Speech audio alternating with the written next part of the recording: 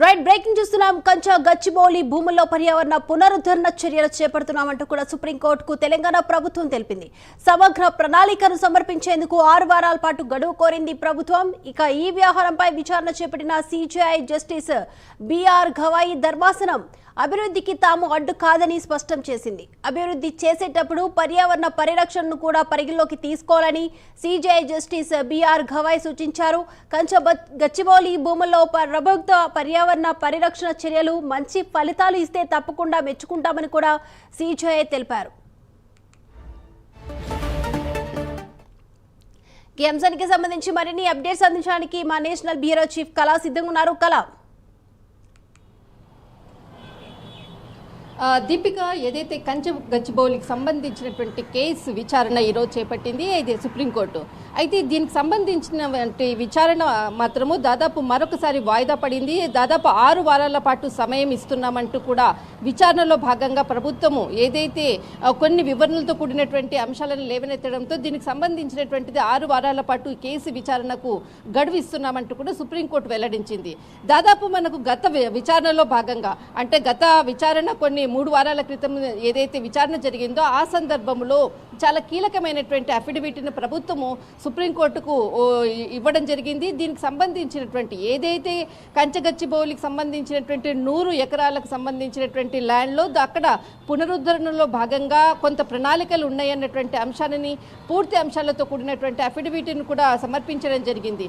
అయితే అక్కడ ఏదైతే ఆ సమయంలో విచారణ సమయంలో చాలా కీలకంగా అమికస్ క్యూరీగా ఉన్నటువంటి కే పరమేశ్వర్ను కూడా ఇందులో ఈ కేసులో విచారణ కూడా రావడం జరిగింది. అందులో ఏదైతే తెలంగాణ ప్రభుత్వం అఫిడవిట్ సమర్పించిందో దానిపై ప్రతివాదులు కూడా కొన్ని అంశాలను కూడా దీనిపై ప్రభుత్వానికి కూడా అంశాలను కూడా లేవనెత్తాలని ఆలోచిస్తున్నారన్నటువంటి అంశాన్ని ప్రతిపాదించక ఆ కేసుకు సంబంధించినటువంటిది ఆగస్టు 13వ తేదీన విచారణ వాయిదా వేయడం జరిగింది.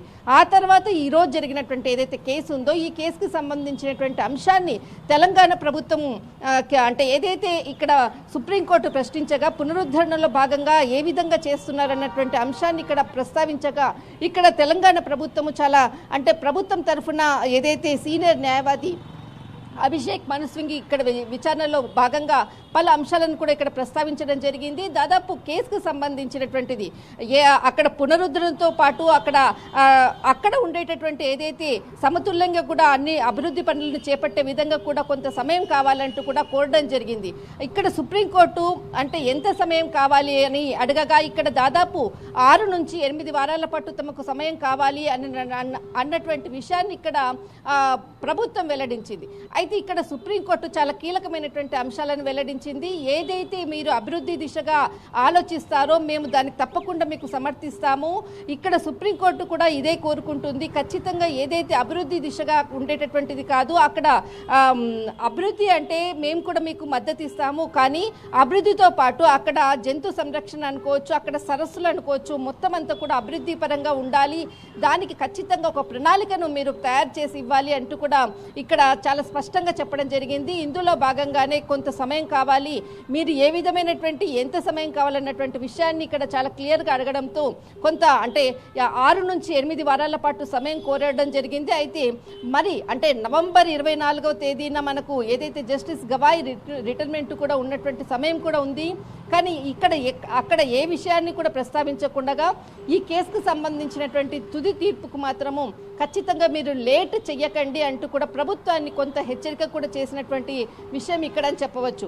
అయితే ఇక్కడ మీరు ఏదైతే అభివృద్ధి ప్రణాళికలో భాగంగా అక్కడ సమతుల్యం పాటించాలి, సరస్సులు కానీ తర్వాత అక్కడ ఏదైతే పార్కులకు సంబంధించినటువంటి అన్ని అంశాలను కూడా సమతుల్యంగా అభివృద్ధి దిశగా ఒక ప్రణాళికను చేసుకొని మీరు సమర్పించాలంటూ కూడా ఈరోజు ఒక కీలకమైనటువంటి విచారణలో భాగంగా కూడా ఇక్కడ తీర్పు చెప్పడం జరిగింది. అయితే ఇక్కడ ముఖ్యంగా దాదాపు అంటే సమయం మాత్రం 6 వారాల పాటు సమయం ఇచ్చింది. ఇందులో భాగంగానే పూర్తిగా కూడా సమాచారాన్ని సమర్పించాలంటూ కూడా కోర్టు ఈరోజు విచారణలో భాగంగా ఈరోజు తీర్పు ఇవ్వడం జరిగింది. దీపిక, రైట్, థ్యాంక్ యూ కళా.